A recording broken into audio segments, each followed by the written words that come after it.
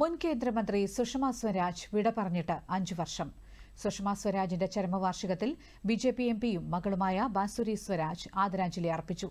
ഡൽഹിയിൽ നടന്ന ചടങ്ങിൽ പാർട്ടി നേതാക്കൾക്കൊപ്പമായിരുന്നു ബാസുരി സ്വരാജ് പങ്കെടുത്തത്.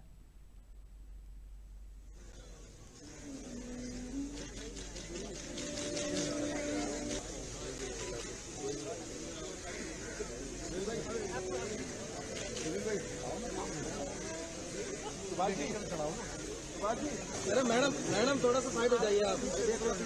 अरे पीछे हो जा सारे।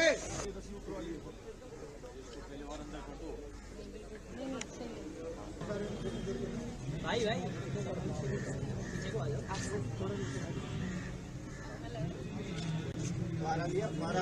पानी दे। उमापति महादेव।